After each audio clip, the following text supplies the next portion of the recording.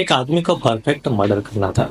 Perfect murder, ऐसा murder कि जब वो मर्डर कर ले उसके बाद पुलिस उसको कभी भी ढूंढ ही ना पाए और वो कभी भी पकड़ा ही ना जाए। इसके लिए वो कई सारी क्राइम मूवीज देखता है, कई सारे क्राइम शोज देखता है और कई सारी क्राइम नॉवेल्स को भी वो पढ़ लेता है। सारी चीजें पढ़ने के बाद, पूरी रिसर्च करने के बाद वो मर्डर की एक स्क्रिप्ट लिखता है। स्क्रिप्ट जैसे कि मूवी की स्क्रिप्ट होती है, वैसे ही वो इस परफेक्ट मर्डर की स्क्रिप्ट लिखता है। और जैसे जैसे उसने स्क्रिप्ट लिखी होती है वैसे ही वो अब चाल चलना शुरू कर देता है और इसमें पूरे 10 महीने का वो टाइम लेता है। तो आखिर कौन था ये आदमी और क्या है पूरी कहानी, इस वीडियो के जरिए हम जानने की कोशिश करेंगे। वीडियो में आगे बढ़े उससे पहले अगर आप हमारे चैनल पर नए हैं तो रिक्वेस्ट है चैनल को सब्सक्राइब जरूर से करें, ताकि जब भी हमारी न्यू वीडियो आए उसका नोटिफिकेशन आपको मिलता रहे। साथ ही इस वीडियो में दी गई जानकारी अगर आपको अच्छी लगे तो वीडियो को लाइक भी जरूर से करें। चलिए आज की वीडियो को शुरू करते हैं। दरअसल इस कहानी की शुरुआत होती है 2014 में। 2014 में अशोक नाम का एक व्यक्ति देहरादून में इंजीनियर की नौकरी करने के लिए आता है और वहां पर वो एक घर में रहने लगता है। जहां पर वो रहता है उसी के बगल में एक ब्यूटी पार्लर था जो एक कामना नाम की लड़की चला रही थी। अब कामना और अशोक दोनों के अगल बगल में ही घर थे, जिसके चलते इन दोनों की मुलाकात अक्सर होने लगती है।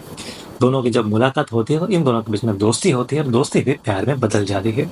इन दोनों के बीच में जब प्यार होता है तो ये दोनों शादी करने का फैसला करते हैं। अब अशोक और कामना अपने परिवार वालों से बातचीत करते हैं और परिवार वाले भी, जो लड़की वाले होते हैं, वो शादी करने के लिए मान जाते हैं। अब इन दोनों की शादी हो जाती है। दोनों की कोर्ट मैरिज होने के बाद जो कामना है वो अशोक के साथ रहने लगती है और दोनों का जो घर संसार है काफी अच्छा चल रहा था।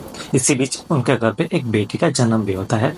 अब ऐसा ही समय बीत रहा था, सब कुछ सही चल रहा था और जो कामना है वो अपने ब्यूटी पार्लर के बिजनेस को आगे ले जाना चाहती थी, अपना करियर बनाना चाहती थी। दूसरी तरफ जो अशोक है वो भी अपना अच्छा बिजनेस शुरू करना चाहता था, जिस वजह से वो दोनों एक लोन लेते हैं। ये लोन काफी बड़ी होती है।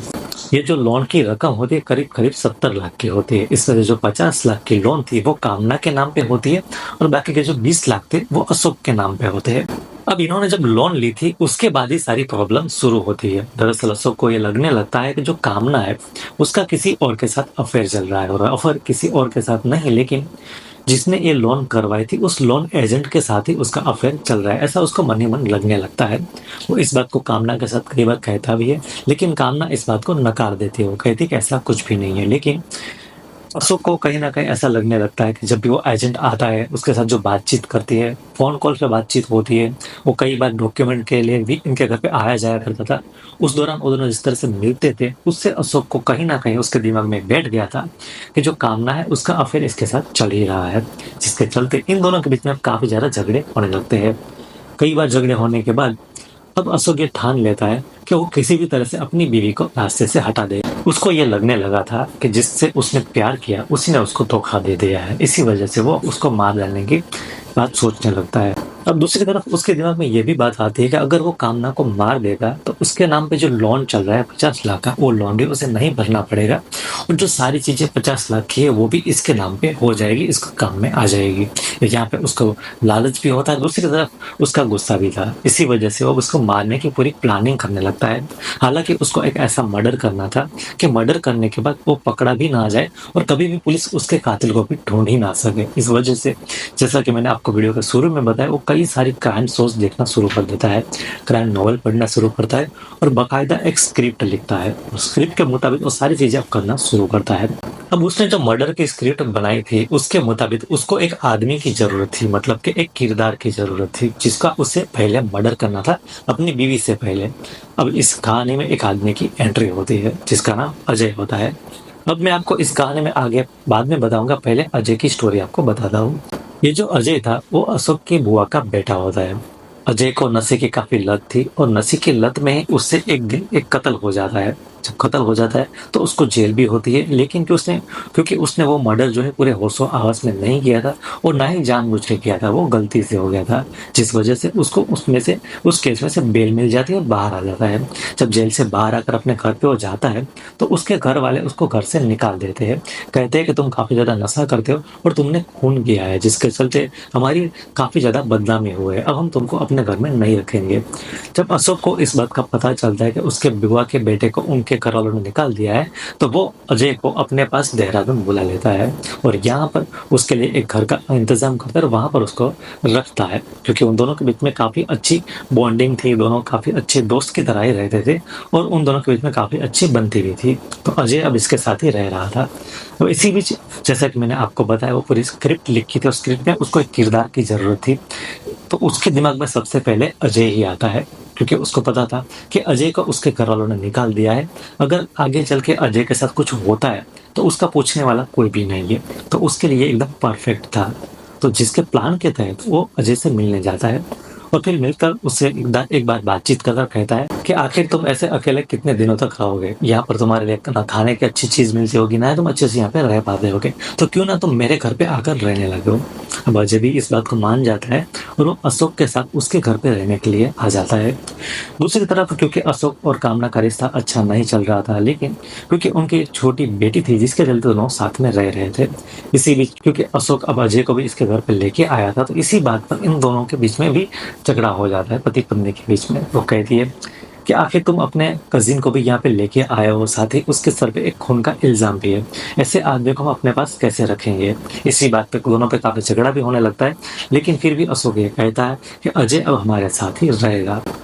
अब दोनों के ऐसे नोकझोंक होती रहती थी, लेकिन अशोक अजय को अपने साथ ही रखता है। कुछ दिन अपने साथ रखने के बाद जब कुछ दिन बीत जाते हैं तो अशोक फिर से अजय से कहता है कि तुम्हारी वजह से हम दोनों के बीच में काफी झगड़े हो रहे हैं, तो बेहतर यही है कि तुम अब फिर से वहीं पे जहाँ पर रहते थे वहीं पे रहने के लिए चले जाओ। तो अजय भी इस बात को मान लेता है, क्योंकि वो भी देख रहा था कि उसकी वजह से इन दोनों के बीच में काफी झगड़े हो रहे थे और इसलिए इन दोनों के बीच में झगड़े ना हो ये सोचकर अब वो वहां से फिर से जहाँ पर रहता तो वहां पर रहने के लिए चला जाता है। अब अजय के घर से जाने के बाद अशोक कुछ दिन के बाद 3 नवंबर 2018 को अपनी बर्थडे पार्टी का अरेंजमेंट करता है। दरअसल ये सारी चीजें उसके स्क्रिप्ट के प्लानिंग के मुताबिक थी। अजय को घर पे लाना, उसके बाद फिर से निकाल देना और फिर ये बर्थडे पार्टी का अरेंजमेंट करना, ये सारी चीजें उसने उस स्क्रिप्ट में लिखी हुई थी, उसने पूरा प्लान बनाया हुआ था। तो अब वो 3 नवंबर को बर्थडे पार्टी रखता है और बर्थडे पार्टी में अपने कुछ दोस्तों को और अजय को इनवाइट करता है। सभी लोग घर पे आते हैं, आने के बाद पार्टी मनाते हैं और पार्टी के बाद वो लोग जो उनके कुछ 3 दोस्त थे और वो अजय था, ये सभी लोग मिलकर ड्रिंक कर रहे होते हैं। उसी वक्त अशोक अजय से कहता है कि मैंने तुम्हारे लिए एक नौकरी ढूंढी है जो कि राजस्थान में है और वहां पर मैंने तुम्हारे रहने का भी इंतजाम किया है। दूसरी तरफ अजय भी नौकरी की तलाश कर रहा था, लेकिन क्योंकि उसके सर पर एक खून का इल्जाम था जिसके चलते उसको नौकरी नहीं मिल रही थी। तो जैसे अशोक इस नौकरी के बारे में बताता है तो काफी खुश हो जाकर सारी चीजें वो मान जाता है। दूसरी तरफ अशोक ये भी कहता है कि तुम अगर चाहो तो आज ही मेरे इन तीनों दोस्तों के साथ जा सकते हो, क्योंकि ये तीनों वहीं जा रहे हैं और तुमको भी सारी चीजें वो दिखा देंगे। तो अजय तुरंत इस बात को मान जाता है और वो और ये तीनों दोस्त एक गाड़ी में राजस्थान की तरफ चलने लगते हैं। दरअसल उसने ये प्लान बनाया था कि अजय को वहां पर ले जाके मार डालना है, तो इन तीनों को भी उसने अपने प्लान में शामिल किया था। तो ये सारे लोग राजस्थान की तरफ जा ही रहे थे। उसी वक्त रास्ते में ये लोग अजय को कुछ नशीली दवाइयां पिला देते हैं, उसके बाद उसका गला घोट देते हैं और उसको मार देते हैं। इसी वक्त राजस्थान का सीकर इलाका आता है और सीकर इलाके में उसकी लाश को झाड़ी में फेंक कर वहां से वो निकल जाते हैं। अब 3-4 दिन बीतते हैं। जो सीकर पुलिस है उसको अजय की बॉडी भी मिलती है 6 नवंबर को जब बॉडी मिलती है तो उसकी जब शिनाख्त नहीं हो पाती है तो उसके बिस्तरा को, उसके डीएनए को स्टोर कर लेते हैं और फिर उसकी लाश का अंतिम क्रियाक्रम भी कर देते हैं, क्योंकि उसको पहचानने वाला कोई भी मिला नहीं था। दूसरी तरफ अशोक ने किसी को भी ये जाहिर नहीं होने दिया था कि अजय की मौत हो चुकी है, उसने उसको जिंदा ही रखा हुआ था। सभी को अजय के बारे में कुछ ना कुछ वो बताता रहता था कि वो यहाँ पे है, वहां पे है, लेकिन कभी वो सामने नहीं आता था, क्योंकि वो जिंदा ही नहीं था तो सामने कैसे आता। लेकिन क्योंकि अजय के परिवार वाले उससे बातचीत नहीं करते थे, जिसके चलते कोई भी उसको ढूंढता भी नहीं है। बस अशोक की बात को मान लेते हैं और कहते कहाँ पे होगा, कहीं पे भी ऐसा, क्योंकि वो ऐसे नशेड़ी है, वो कहीं भी हो सकता है। अब ऐसे ही काफी सारा टाइम बीत जाता है और दूसरी तरफ इन दोनों के जो झगड़े हैं वो भी काफी अब हो रहे थे, क्योंकि उसको अपनी बीवी पे काफी ज्यादा शक था और वो जल्दी से जल्दी अपनी बीवी को मारना चाहता था, लेकिन जैसे उसने स्क्रिप्ट में लिखा था वो उसी तरह से काम करना चाहता था, जिसके चलते उसके ऊपर पुलिस का कभी भी शक ही ना हो। अब ऐसे टोटल 10 महीने बीत जाते हैं। 10 महीने के बाद वो टाइम आ जाता है जब उसने सोच के रखा था कि वो अपनी बीवी को मार देगा। अब ऐसे ही 29 अगस्त का दिन आता है। 29 अगस्त 2019 को करीब रात को 11:30 पर अशोक के घर से गोलियां चलने की आवाज आती है। 2-3 गोलियाँ चलने की जब आवाज़ होती है तो आस-पास के जो भी पड़ोसी है वो उसके घर पे आ जाते हैं। जब घर पे आकर देखते हैं तो पता चलता है कि उसकी जो बीवी थी उसके सर पर गोली लगी है और बेड पे पड़ी हुई है। पास में उसकी बेटी पड़ी हुई है। जब अंदर जाकर देखते हैं तो अंदर किचन में अशोक भी लेटा हुआ है। उसके भी पेट में गोली लगी हुई है और काफ़ी ज़्यादा वो चिल्ला रहा है। अब तुरंत ही एम्बुलेंस को वहाँ पे बुलाया जाता है। अशोक को अस्पताल भर्ती कराया जाता है और यहाँ पर उसकी जो मौत है, उसकी जो बीवी है उसकी तो मौत हो चुकी थी। तो पुलिस भी यहाँ पे आ जाती है। अब पुलिस अपनी इन्वेस्टिगेशन शुरू करती है, अशोक से बातचीत करती है। तो अशोक का ये कहना होता है कि वो अपने किचन के अंदर काम कर रहा था, तभी उसके बुआ का बेटा जो कि अजय था वो घर पे आता है। आने के बाद काफ़ी चिल्लाने लगता है, उसकी बीवी के साथ झगड़ा करने लगता है और कहता है कि आखिर तुमने क्यों मुझे जलील करके अपने घर से निकाल दिया था, अब मैं तुमको जिंदा नहीं रहने दूंगा। और वो उसकी बीवी को गोली मार देता है। जब गोली की आवाज़ सुनता है तो किचन से जब आवाज़ लगाता है तो अजय किचन के अंदर आता है और फिर उसको भी गोली मारता है। हालांकि वो गोली उसकी पेट को छूकर वहां से निकल गई थी और 2 गोलियां चलाने के बाद वो उसके घर पे जो सीसीटीवी कैमरास थे उसके डीवीआर को साथ में लेके वहां से वो चला जाता है। ये सारा बयान वो पुलिस को देता है। अब पुलिस भी इस बयान को सच मान लेती है और फिर अजय की तलाश में जुट जाती है। अब क्योंकि अजय, जैसा कि मैंने आपको कहानी में पहले ही बताया कि 10 महीने पहले ही उसकी मौत हो चुकी थी, जिसके चलते पुलिस को अजय का कहीं भी अता पता नहीं मिलता है। हालांकि पुलिस फिर भी हार नहीं मानती और काफी ज्यादा उसके बारे में ढूंढने की कोशिश करती है। दूसरी तरफ पुलिस को जब अजय के बारे में कोई भी सुराग नहीं मिलता है तो उनको यह सोचने लग जाते हैं कि हो सकता है इस घर के अंदर कुछ और चीज हुई है जो हमें सच नहीं बताई गई है। इस वजह से वो अब अशोक के कॉल डिटेल निकालना शुरू करते हैं। अशोक के सीडीआर को निकाला जाता है। जब सीडीआर को निकालते हैं तो पता चलता है कि जिस रात ये कत्ल हुआ उस रात और उस दिन से पहले तक काफी जो 3 लोग थे उसके साथ काफी बातचीत हुई है अशोक की। लेकिन जब ये मर्डर हो गया उसके बाद उन तीनों का कोई भी कॉल ही नहीं आया और ना ही बातचीत हुई है। जब इस तीनों के बारे में अशोक से पूछा जाता है तो अशोक का एक कहना होता है कि ये तीनों उसके स्कूल के फ्रेंड है और इसी के चलते इन सभी के लोगों के साथ इसकी बातचीत हो रही थी। अब पुलिस को थोड़ा अजीब लगता है। वो सोचते कि ऐसे कैसे ये फ्रेंड है, जब पहले तो बातचीत कर रहे थे लेकिन जब इसकी बीवी की मौत हो गई उसके बाद वो लोग फोन ही नहीं कर रहे, ना इसको मिलने के लिए आ रहे हैं, तो ये कैसे कैसे फ्रेंड है। जब पुलिस को इस बात पर डाउट होता है तो वो इन तीनों को ढूंढना शुरू करते हैं। इन तीनों के नंबर को सर्विलांस पे लगाया जाता है और इनमें से 2 लोग मिल भी जाते हैं। जब 2 लोग मिल जाते हैं तो पुलिस उनके साथ पूछताछ करने लगती है और काफी कड़ी पूछताछ करती है। साथ ही वो एक झूठ भी बोलते हैं। वो कहते हैं कि अशोक ने सारी चीजें कबूल कर लिए है, अब तुम भी जो भी सच है वो बता दो तो हो सकता है तुमको कुछ कम सजा मिले। तो जो दोनों दोस्त थे वो काफी घबरा जाते हैं और इस बात को मान लेते हैं कि अशोक ने सारी चीजें बता दी है और वो भी अब सच बता देते हैं। वो कहते हैं कि इसमें हमारा कोई भी हाथ नहीं था, दरअसल अशोक ने ही हमको अजय को मारने के लिए कहा था। अब जब अजय को मारने के लिए कहा था ये कहा तो पुलिस काफी चौंक जाती है। वो कहती है कि आखिर ये अजय कौन है।